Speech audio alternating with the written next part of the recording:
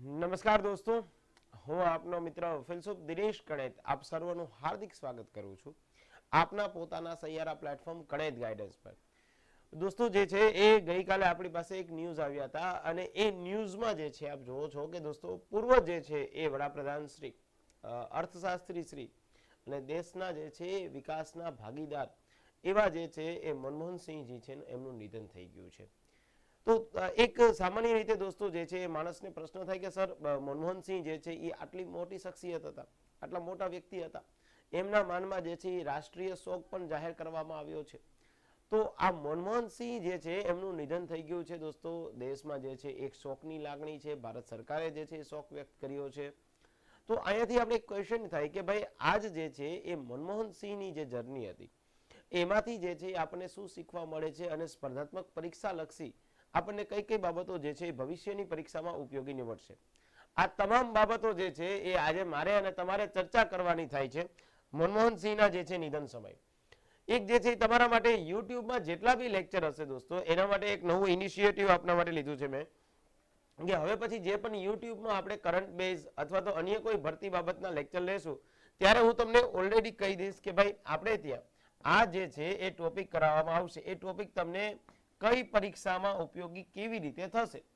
કારણ કે દોસ્તો જે આ આંધળી ઘેટાની દોડ જે છે એ આંધળી ઘેટાની દોડમાં સફળ થવું જે છે એ દરેક ઉમેદવાર માટે અત્યારે મહત્વનું થઈ જાય.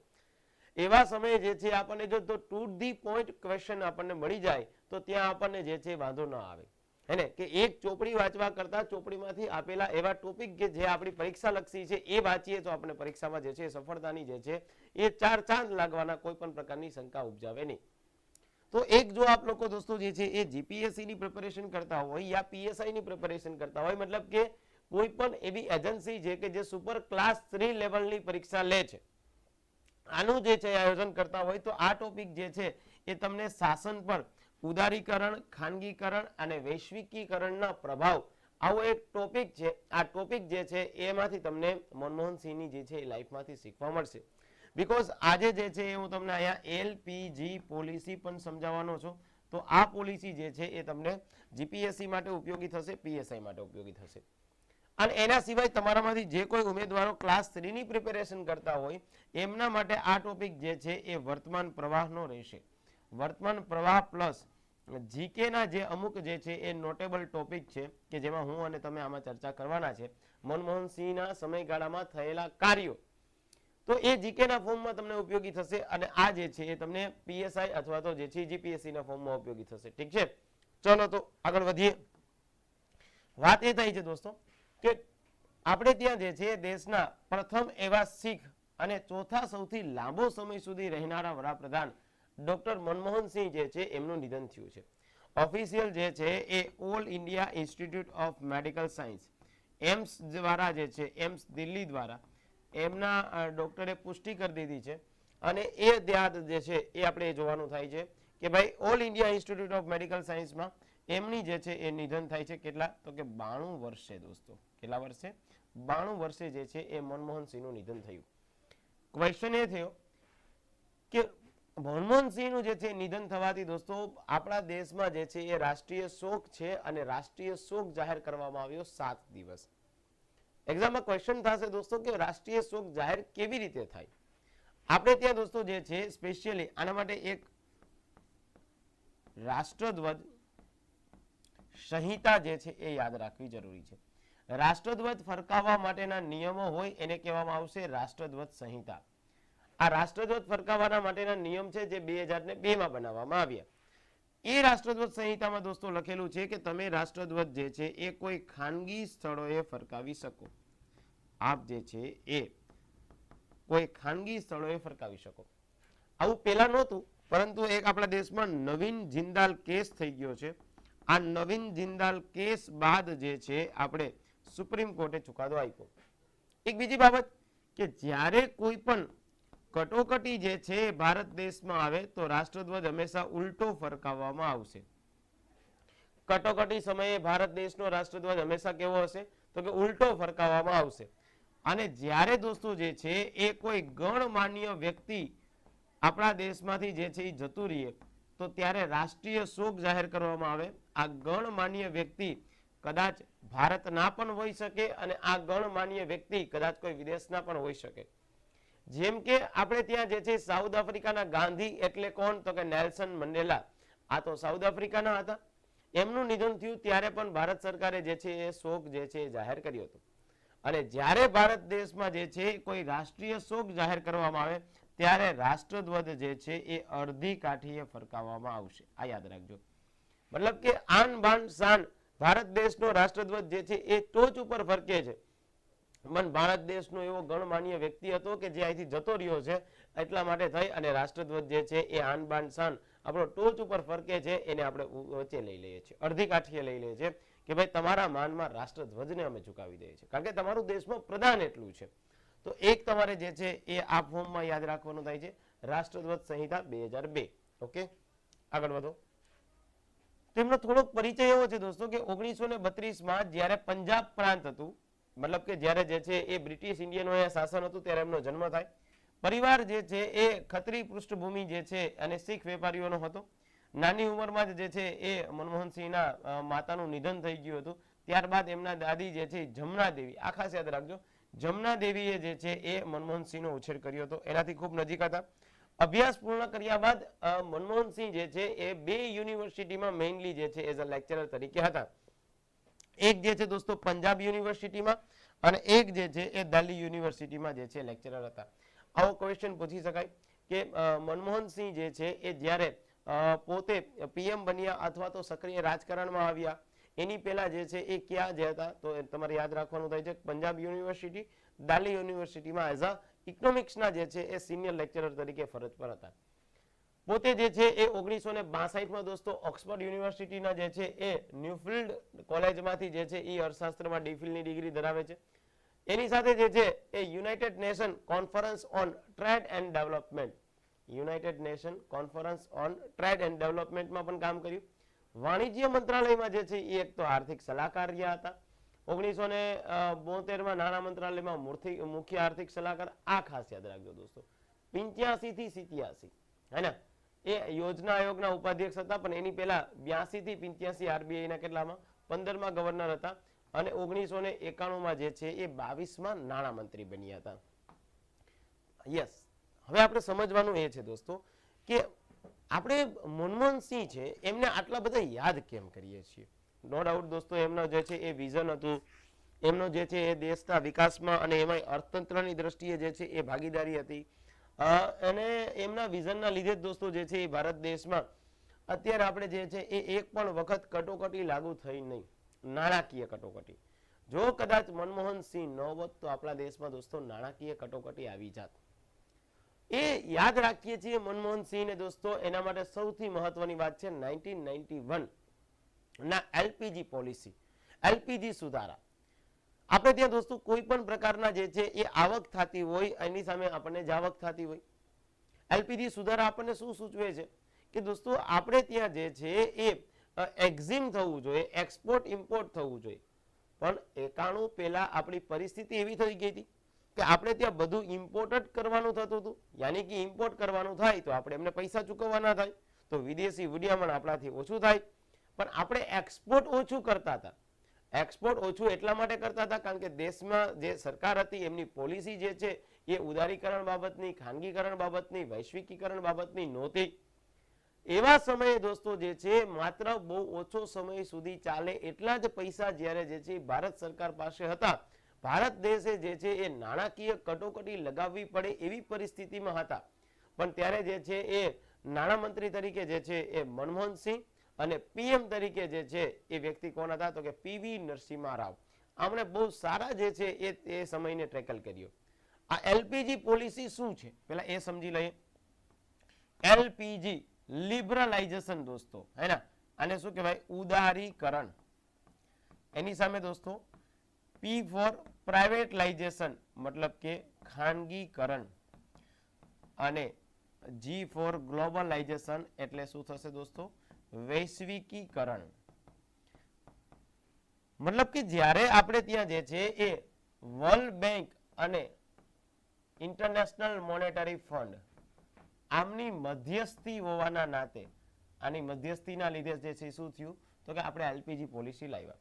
આ વર્લ્ડ બેંક પાસે જે છે ભારત સરકાર ગઈ કે ભાઈ તમે અમને થોડી નાણાકીય સહાય આપો, અમારે જે છે એ નાણાકીય સહાય જોઈએ છીએ, અમારો દેશ નાદારીના હારે ઉભો છો.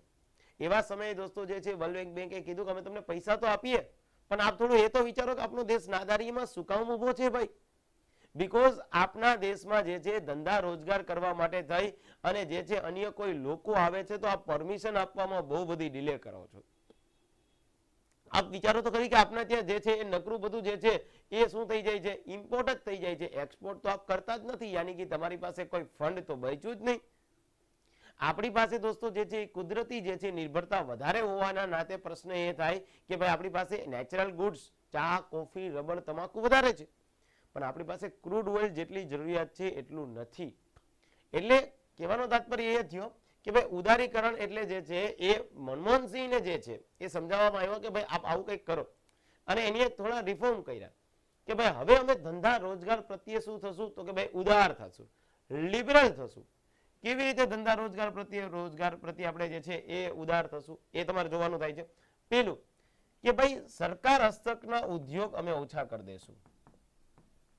સરકાર હસ્તગત ઉદ્યોગ ઓછા કરીએ. પેલા કેવું હતું દોસ્તો કે સરકારની પોતાની માલિકી હોય એવા કેટલા બધા જે છે એ ઉદ્યોગ ધંધાઓ હતા. હવે કીધું કે ભાઈ જ્યાં એવી જરૂર છે, એક તો અણુ ઉર્જા રાખો. સરકારે જે છે કીધું ભાઈ અમે અમારી પાસે એક તો અણુ રાખશું, એક તો જે છે અમે રક્ષા બાબત અમારી પાસે રાખશું, અને એક તો જે છે અમે રેલવે રાખશું. આના સિવાય હવે સરકાર જે છે બાકી બધા જ બાબતમાં શું થઈ ગઈ? તો કે દોસ્તો ત્યાં જે છે એ ઉદાર થઈ ગઈ. તો કે કોઈ વાંધો નહીં ભાઈ. બીજું કે ભાઈ આપ ઉદાર થયા છે તો એની સાથે સાથે તમારે એ બી યાદ રાખવાનું છે કે ઉદારીકરણ બે રીતે થશે. એક તો આંતરરાષ્ટ્રીય બજારમાં ઉદારીકરણ થાય, એક તો આંતરરાષ્ટ્રીય બજારમાં, અને એક તો રાષ્ટ્રીય બજારમાં ઉદારીકરણ થાય. તો તમને થાય કે સર અહીંયા આંતરરાષ્ટ્રીય બજાર ક્યાંથી આવ્યું? આ તો આપણે ગ્લોબલાઇઝેશનમાં ભણવાનું નહીં. મુન્ના એટલો બધો તું તજજ્ઞ નથી થઈ ગયો હજી. વાત એ થઈ છે દોસ્તો કે ભાઈ આંતરરાષ્ટ્રીય બજારમાં એટલે કે અલગ અલગ રાષ્ટ્રો સાથે ફ્રી ટ્રેડ એગ્રીમેન્ટ કરી દેવા, જેથી કરીને એ લોકો જે છે અહીંયા આવે અને સારી રીતે જે છે વેપાર ધંધો કરી શકે, એક્સપોર્ટ ઇમ્પોર્ટ વધી શકે. રાષ્ટ્રીય લેવલ એટલે રાજ્યની વાત થાય છે. એની સામે ખાનગીકરણ એટલે શું થાય છે દોસ્તો? તો કે ખાનગીકરણ એટલે આપણે જે છે એ પબ્લિક પ્રાઇવેટ પાર્ટનરશિપ જે છે એ વધારવી. કોઈ પણ ખાનગી ધંધો જે છે એમાં જે છે એ ક્યાંય સરકારનો કોઈ પણ પ્રકારનો રોલ માત્ર અમ્પાયરનો હોય. આ યાદ રાખજો. પબ્લિક પ્રાઇવેટ પાર્ટનરશિપ એટલે સરકારી ખાનગી બંનેનું જોઈન્ટ વેન્ચર. આજે માની લો દોસ્તો કે કોઈ અમદાવાદ થી લઈ અને સુરત સુધીનો હાઈવે બને છે. આ હાઈવે બનાવે છે કોઈ કંપની, સરકાર તો માત્ર ને માત્ર શું કરે છે? રેગ્યુલેટિંગ કરે છે. એટલે એક પોલિસીને નામ આપવામાં આવશે જેને કહેવાય બુટ પોલિસી. શું કહેવાય એને? Boot. Build, oven, operate and transfer. કોઈ પણ જે છે એ કંપની પેલા બનાવે એટલે એને કહેવાય બિલ્ડ, પછી એ કંપની ઓપરેટ કરે છે, પછી પોતાની માલિકી ધરાવે છે, અને પછી એ સરકારને ટ્રાન્સફર કરી દે છે. આને કઈ પોલિસી કહેવામાં આવશે દોસ્તો? બુટ પોલિસી કહેવામાં આવશે. તો કીધું કે ચલો ભાઈ ખાનગીકરણ, ધંધા રોજગારને આપણે આવા દઈએ, ઉદાર થઈ ગયા છે. વૈશ્વિકીકરણ કરવા ગયા. વૈશ્વિકીકરણમાં કેવી રીતે થયું? તો કે એક તો ભાઈ સાયન્સ એન્ડ ટેકની ભાગીદારી રાખવી. કઈ? Science and tech. Science and ટેકની ભાગીદારી કેવી રીતે રાખવી? કે જે દેશે સાયન્સ એન્ડ ટેક પર નિર્ભરતા હાસિલ કરી લીધી છે એની પાસેથી આપણે કંઈક શીખીએ. મતલબ કે અહીંયા થઈ શકે દોસ્તો કે ભાઈ તમે કોઈ પ્રકારના ડિફેન્સના જે છે એ ઇક્વિપમેન્ટ પણ પરચેસ કરી શકો. તમે નામ સાંભળ્યું છે દોસ્તો બ્રહ્મોસ મિસાઇલ. કેવી missile? BrahMos missile. Moscow and Brahmaputra. Brahmaputra અને મોસ્કો ભારત અને રશિયા બંનેના સહયોગથી. અને એની સાથે સાથે દોસ્તો જે છે એ કોઈ આપણે મિલિટરી એક્સરસાઇઝ હોય, સૈન્ય અભ્યાસ હોય એમાં પણ ભાગ લેતા થયા, જેથી કરીને ભવિષ્યમાં કોઈ પણ પ્રકારની બાબત આવે તો આપણને ધ્યાનમાં આવે. એક દોસ્તો જે છે આપણે ત્યાં કલ્ચરની દ્રષ્ટિએ જે છે ગ્લોબલાઇઝેશન કર્યું. મતલબ કે અહીંયા શું કર્યું? તો કે ભાઈ પ્રવાસનને વેગ આપ્યો. અહીંયા આપણે શું કર્યું? પ્રવાસનને વેગ આપ્યો. પ્રવાસન એક વસ્તુ એવી છે કે જ્યાં નાના માણસથી લઈ અને સરકાર સુધીના તમામ લોકો જે છે એ કમાઈ શકે. કારણ કે નાનો માણસ જે છે એ કઈ વેચતો હશે એ પણ કમાશે, અને એની સાથે સરકાર જે છે એ સરકારને ટેક્સ આવશે એટલે સરકાર પણ સારી રીતે કમાશે. એટલે એક તો દોસ્તો શું થાય સાયન્સ એન્ડ ટેક, એક દોસ્તો માઇગ્રેશન થાય. સાયન્સ એન્ડ ટેક હોય એટલે શું થાય માઇગ્રેશન. માઇગ્રેશન મતલબ શું તો કે ભાઈ અન્ય રાષ્ટ્રના લોકો અહીંયા કમાવા માટે આવે અને ભારતના લોકો જે છે એ કમાવા માટે અન્ય રાષ્ટ્રમાં જાય. આપણે બોલીએ છીએ સિલિકોન વેલી બેંગ્લોર ખાતે આવેલી છે. આ સિલિકોન વેલી જે છે બેંગ્લોર ખાતે છે. એના માટે થઈને પરિસ્થિતિ શું બનશે તો કે એના માટે થઈ અને પરિસ્થિતિ એ બનશે કે આપણે નામ સાંભળ્યું સત્ય નાડેલા મૂળ ભારતના વ્યક્તિ છે. તો આ સત્ય નાડેલા જે છે એ ત્યાં જઈને કમાય છે. એવા ઘણા લોકો ભારતમાં આવીને પણ કમાય છે દોસ્તો. આ ગ્લોબલાઇઝેશન થયું. હવે જ્યારે ક્વેશ્ચન દોસ્તો આપણને એ થાય કે ભાઈ લિબરલાઇઝેશન, પ્રાઇવેટલાઇઝેશન અને ગ્લોબલાઇઝેશન, તમારાને સ્ક્રીનશોટ લેવો હોય તો તમે સ્ક્રીનશોટ પણ લઈ શકો દોસ્તો. આપની એક્ઝામમાં બહુ બધી ઉપયોગી થશે. પણ આપણને ક્વેશ્ચન એ થાય કે ભાઈ એલપીજી પોલિસીથી આપણને નુકસાન શું થાય છે. આ જે એલપીજી પોલિસી છે એનાથી એના પડકાર શું છે, એનું નુકસાન શું છે. ઓકે, તો એક એ પણ જોવું પડશે આપણે. એલપીજી પોલિસીના પડકારો અથવા તો એની મર્યાદાઓ પણ તમે લખી શકો. પેલું દોસ્તો નાના ધંધાર્થીઓ ને નુકસાન. ઓકે, કારણ કે દોસ્તો ડી માર્ટ ચાલુ થઈ જાય, વોલમાર્ટ ચાલુ થઈ જાય, બિગ બજાર ચાલુ થઈ જાય, રિલાયન્સ જે છે એમના જે છે એ કોઈ માર્કેટ ચાલુ થઈ જાય તો આના કારણે પ્રોવિઝન સ્ટોર વાળા જે છે આ બધાને નુકસાની થશે. એની સામે બીજી બાબત દોસ્તો આપણને નુકસાની એ થશે કે આપણું કલ્ચર જે છે એ બગડી જવાના પ્રશ્ન રહેશે. હે ને, આપણા દેશના કલ્ચરને થોડું નુકસાન થશે. આપણી પરંપરાગત આપણો વારસો નહીં જળવાય કારણ કે અન્ય રાષ્ટ્રના લોકો આવશે. બીજું, નવી કોઈ પણ કંપની આવશે એનો મુખ્ય હેતુ શું હશે? નવી કંપનીનો હેતુ જે છે દોસ્તો નફો હશે. એટલે અલ્ટિમેટ જે છે એ માર પડવાનો છે એ કોની ઉપર છે તો કે અલ્ટિમેટ માર પડવાનો છે એ લોકો પર છે. કારણ કે નફો જે છે એનો હેતુ છે અને આ નફો જે છે એનો હેતુ હોવાના લીધે નુકસાની થશે. બીજી, આપણને જે છે એક વહીવટી બાબતે જે છે એ સગમતા નથી. કારણ કે આ બધી બાબતને યોગ્ય રીતે અમલ કરવો એ પણ એક બહુ મોટો પડકાર છે. સરકાર દ્વારા જે છે બનાવી દેવામાં આવ્યું પણ લોકો સુધી પહોંચે, લોકો સમજે અને એનો યોગ્ય માત્રામાં અમલ થાય, આ સૌથી મોટો પડકાર જે છે આપણને આપણી સાથે રહેશે. તો વૈશ્વિકીકરણમાં એવું ન થવું જોઈએ કે ભાઈ આપણે બધી જ પ્રકારની મિસાઇલો, બધી જ પ્રકારની ડિફેન્સની ઇક્વિપમેન્ટ અન્ય રાષ્ટ્ર પાસેથી જ લઈએ. કોઈ એવા દેશ બી હોવા જોઈએ કે જે ભારત પાસેથી અલગ અલગ પ્રકારના ડિફેન્સના ઇક્વિપમેન્ટ જે છે એ પરચેસ કરે. તો એક આ હતું એલપીજી પોલિસી અને જેને કહેવામાં આવશે દોસ્તો શાસન પર આપણે ત્યાં ઉદારીકરણ, ખાનગીકરણ અને વૈશ્વિકીકરણ. ઠીક છે, ચલો આગળ વધીએ. બીજું, પૂર્વ વડાપ્રધાન જે છે મનમોહનસિંહ 1991 રાજ્યસભા આરએસ એટલે રાજ્યસભાના મેમ્બર બન્યા.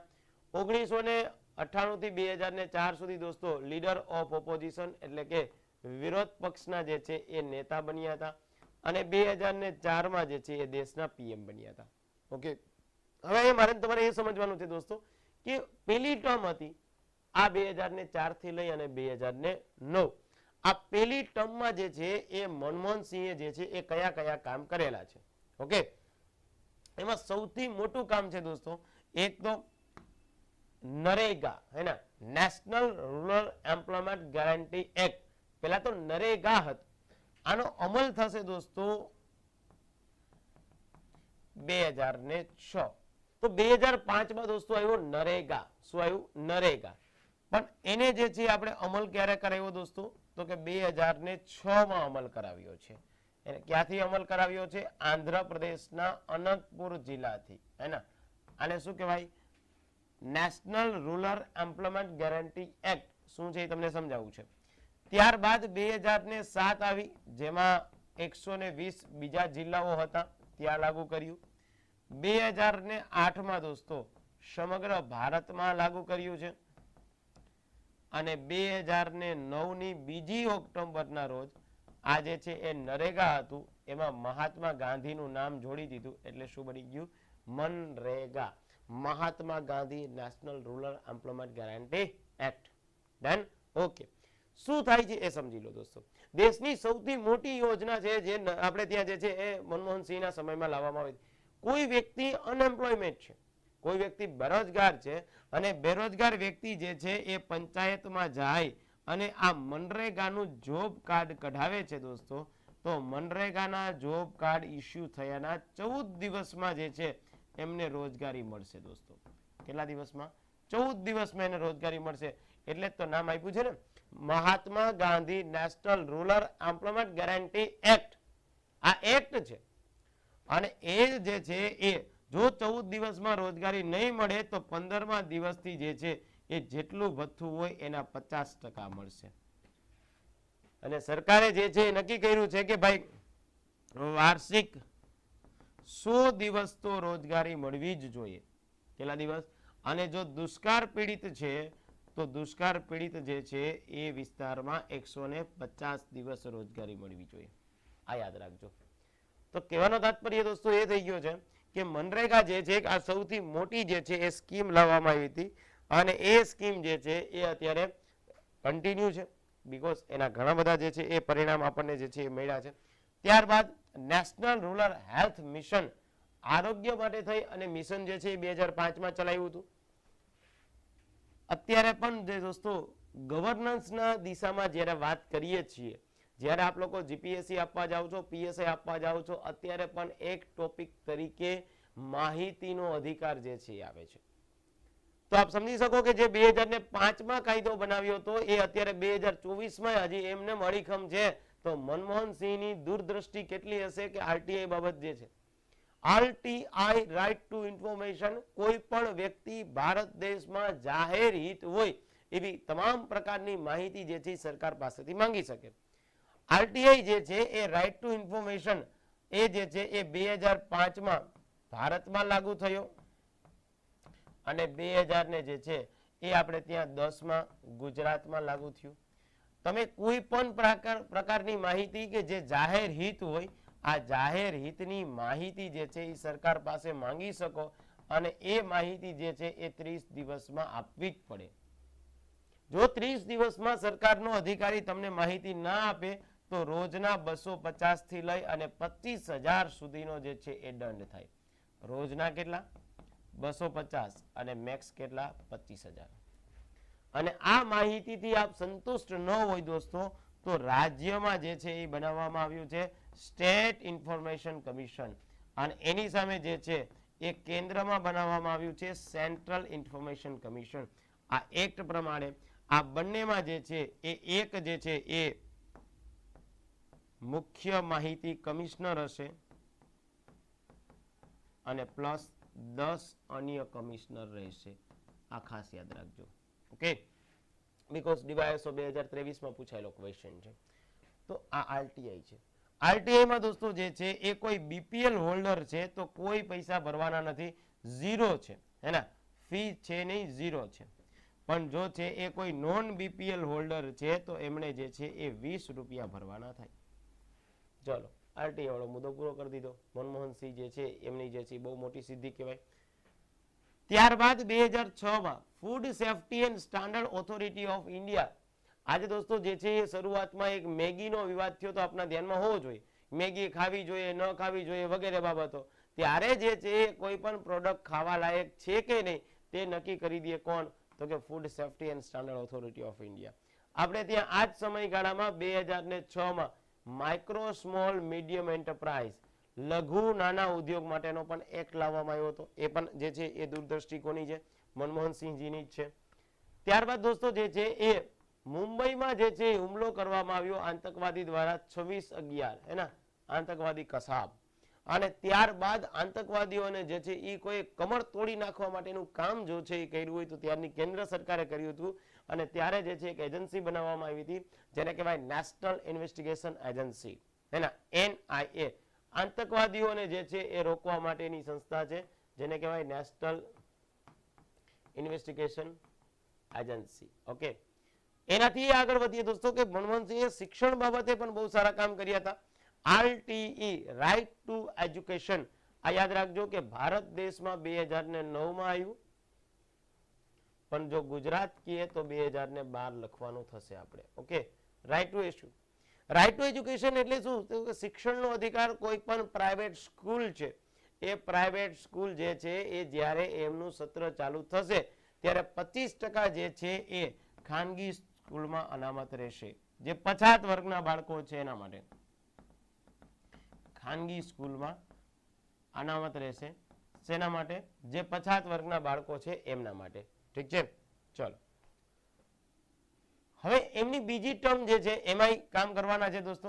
એક તો ટર્મ હતી 2004 થી 2009. હવે જે છે આ ટર્મ જે છે ક્યારથી રહેશે દોસ્તો? તો કે ભાઈ 2009 થી 2014 સુધીની. NGT national green tribunal. તમે કોઈ પણ પ્રકારનો વિકાસ કરો દેશમાં, પણ વિકાસના લીધે દેશના આપણે ત્યાં પર્યાવરણને નુકસાન થવું જોઈએ નહીં. આ જે છે એનજીટી એ કુદરતી ન્યાયના સિદ્ધાંતને આધારે કામ કરશે. આ યાદ રાખજે, કુદરતી ન્યાયના સિદ્ધાંતના આધારે કાર્ય કરશે. ઓકે, 2013 માં કંપનીઝ એક્ટ આવ્યા. 2013-14 સૌથી વધારે મહત્વનું છે દોસ્તો. મનમોહન સિંહ ન માત્ર અર્થશાસ્ત્ર બાબતના, પણ એમને અર્થશાસ્ત્રથી પણ આગળ વધી શૈક્ષણિક બાબતમાં, એમણે જે છે ગુડ ગવર્નન્સ બાબતમાં, એમણે જે છે એ કાયદો વ્યવસ્થા બાબતમાં, એમને ભ્રષ્ટાચાર નાબૂદ કરવા બાબતમાં, આતંકવાદીઓ જે છે એ આતંકવાદીઓને જે છે એ અંકુશમાં લેવા અથવા તો આતંકવાદને જે છે નાબૂદ કરવા, આવા લોટ્સ ઓફ કામ કર્યા હતા. જેથી આપણે જે છે એ મનમોહનસિંહ બાબતે આટલી રિસ્પેક્ટ છે. ઓકે, ડોક્ટર મનમોહનસિંહ દોસ્તો જે તે વખતે અન્ના હજારે હતા અને અન્ના હજારે આંદોલન કર્યું છે ત્યારે જે છે એમણે આ લોકપાલ બિલ લાવ્યા છે. અને લોકપાલ ભ્રષ્ટાચાર નિવારણની સૌથી મોટી સંસ્થા છે, કારણ કે અમુક નિશ્ચિત શરતો સાથે આ લોકપાલ જે છે એ પીએમના કાર્યોની પણ તપાસ કરી શકે. દેશના પીએમના કાર્યોની તપાસ દોસ્તો લોકપાલ કરશે, પણ નિશ્ચિત શરતો સાથે છે. એ થોડું જોવાનો પ્રશ્ન છે કે ભાઈ આંતરિક સુરક્ષાના પ્રશ્નો હોય તો એ ન થઈ શકે. આ લોકપાલ જે છે એ લોકાયુક્ત છે, સ્વીડનમાંથી લેવામાં આવ્યું હતું. ક્યાંથી? સ્વીડનમાંથી. અને આ લોકપાલનો એક્ટ 2013 આવ્યો, 2014 લાગુ થયું અને 2019 આપણે ત્યાં જે છે એ પિનાકી ચંદ્ર ઘોષ પ્રથમ વખત લોકપાલની નિમણૂક થઈ. અને અત્યારે લોકપાલ હોય તો એનું નામ છે પ્રદીપ કુમાર મોહંતી. આ યાદ રાખજો. ઓકે, લોકપાલમાં જે છે એ એક લોકપાલ હશે જે સુપ્રીમ કોર્ટના મુખ્ય જજ નિવૃત્ત થયેલા હોય એ, અને 8 જે છે એ અન્ય હશે. પણ યાદ રાખજો કે લોકપાલ બનવા માટે અથવા તો સભ્ય બનવા માટે મિનિમમ 45 વર્ષ જોશે. મિનિમમ. કારણ કે આપણે રાષ્ટ્રપતિની એજ ખબર હોય, રાજ્યપાલની એજ ખબર હોય, પણ કદાચ જે છે એ લોકપાલને સભ્ય બનવાની એજ આપણને મિનિમમ 45 છે ખ્યાલ ન હોય તો એક જે છે એ લોકપાલ જે છે એ યાદ રાખજો. અને આ જે લોકપાલની જ વાત છે. તો આ બધી વાતો હતી દોસ્તો આપણી સ્પેશિયલી મનમોહનસિંહના સમયગાળામાં થયેલા કાર્યોની. બીજી એક વસ્તુ ઇમ્પોર્ટન્ટ કહી દઉં છું. આ તમે અત્યારે જે લેક્ચર જોઈ રહ્યા છે એ કણેદ ગાઈડન્સ જે છે એમાં જોઈ રહ્યા છે. આપ અલગ અલગ પ્રકારના પેઇડ કોર્સ પણ જે છે એ કણેદ ગાઈડન્સના માધ્યમથી લઈ શકો. કોઈ ન્યૂ કમર્સ ફેકલ્ટી આપણે ત્યાં નથી. અહીં જોઈ શકો દોસ્તો કે આપ કોઈ પણ પ્રકારનો કોર્સ લ્યો. આપ જે છે અહીંયા આસિસ્ટન્ટ મેનેજરનો પણ કોર્સ લઈ શકો, જીપીએસસી એ બહાર પાડી. આપ જે છે એ બેલિફનો કોર્સ પણ લઈ શકો. યસ, આ આખી કણેદ ગાઈડન્સની ફેકલ્ટીની ટીમ છે. ગુજરાતના સર્વશ્રેષ્ઠ જે પ્રીમિયમ ઇન્સ્ટિટ્યૂટમાં ભણાવતા હશે એ કણેદ ગાઈડન્સમાં ભણાવે છે. એક અહીંયા જોઈ શકો દોસ્તો નીરજ ભરવાડ સર. મેથ્સ રીઝનિંગ તમને નીરજ ભરવાડ સર જ ભણાવશે. જે બાબત છે કે જે, કારણ કે ગુજરાતનો મેથ્સ રીઝનિંગનો સૌથી સારામાં સારા ફેકલ્ટી એટલે નીરજ ભરવાડ સર, હે ને. આપણી એપ્લિકેશનમાં નીરજ ભરવાડ સરના લેક્ચર જ મળશે.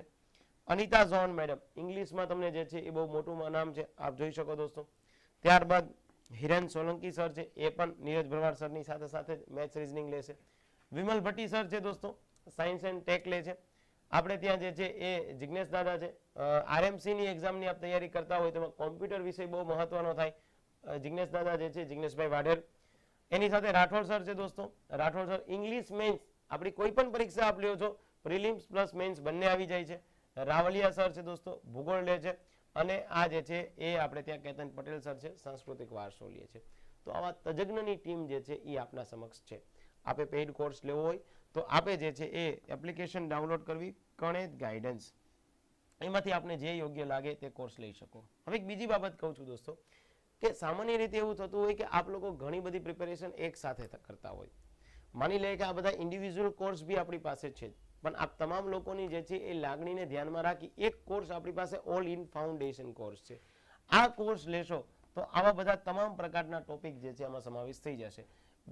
જીપીએસસી 1-2 મતલબ ક્લાસ 1-2 આવી જશે, પીએસઆઈ કોન્સ્ટેબલ, આરએમસી, બેલેફ કોન્સ્ટેબલ, આસિસ્ટન્ટ મેનેજર, આવી સીસીએ જે નેક્સ્ટ યર આવે છે. નેક્સ્ટ યર 2025માં જે છે સીસી આવવાની જ છે, પણ એના માટે તમારે પૂર્વ તૈયારી કરવી પડશે. એના માટેનો કોર્સની પ્રાઇસ અત્યારે 5200 છે. હવે જે છે આ કોર્સ 1 જાન્યુઆરી 2025 થી જે છે એ 6000 માં થવાનો છે. તો આપે આ કોર્સ લેવો હોય તો આપ લઈ લેવો, કારણ કે આ કોર્સ દોસ્તો 5200 નો છે. એની સામે 5000 ના બીજા જે કોર્સ છે એ તદ્દન ફ્રી છે. 5200 નો કોર્સ લો, 5000 ના બીજા કોર્સ ફ્રી, જેમાં જીસીઆરટી નો કોર્સ સંપૂર્ણ ફ્રી છે, જીકે નો કોર્સ સંપૂર્ણ ફ્રી છે, કરંટ અફેર્સ નો કોર્સ સંપૂર્ણ ફ્રી છે. આમાંથી તમામ પ્રકારના કોર્સ આવી જશે. એની સાથે સાથે જે છે ટેસ્ટ સિરીઝ પણ આમાંથી સમાવેશ છે. તો આપે જે છે એ આ બેન્ચ લેવી હોય તો પ્લે સ્ટોરમાં જવાનું છે દોસ્તો, અને પ્લે સ્ટોરમાં જશો, લોગિન કરશો તો તમને ડેમો લેક્ચર પણ મળી જશે. તમને એમ થાય કે સર અમારે એક વખત ડેમો લેક્ચર જોવો છે, તો આપ ડેમો લેક્ચર જોઈ શકો, કોઈ ચિંતા વિષય નથી. સ્ટોર મેન્યુમાં જવાનું, એપ ડાઉનલોડ કરી અને કોર્સ જે છે પરચેસ કરવાનો. હા, એપ કોર્સ પરચેસ કરવા બાબતે તમને કોઈ પણ ક્વેરી હોય તો આ બાબતે મને ડાયરેક્ટ આપ પૂછી શકો છો, પણ પ્લીઝ એક વોટ્સઅપ કરજો. પહેલા એક વોટ્સઅપ કરવું હે ને, અને બીજું કે તમારે વોટ્સઅપ ગ્રુપમાં જોડાવવું હોય તો આમાં પણ જે છે એ જોઈન્ટ લખી અને મોકલી દેવું. જોઈન્ટ લખી તમારું પૂરું નામ લખીને મોકલી દેજો, હું તમને ગ્રુપમાં એડ કરી દઈશ, જેથી આવી કોઈ પરીક્ષા લક્ષી બાબતો હોય તો આપના સુધી હું પહોંચાડી શકું છું. ઓકે, ચલો, થેન્ક યુ વેરી મચ દોસ્તો. આ બધાએ જે છે એ લેક્ચર નિહાળો. ફરી જ પાછા આવા જે છે એ નવા કન્ટેન્ટ સાથે જે છે મળશું. ટેલિગ્રામ ચેનલ જે છે સેમ આપણી કણેત ગાઈડન્સ છે, 20000 જેવા સબસ્ક્રાઈબર છે, જેમાં માત્ર ને માત્ર આપણે કામની વસ્તુ આપણા કરિયર લક્ષી જે છે એ મૂકીએ છીએ. ઓકે, ચલો તો આવજો, બાય બાય, સી યા.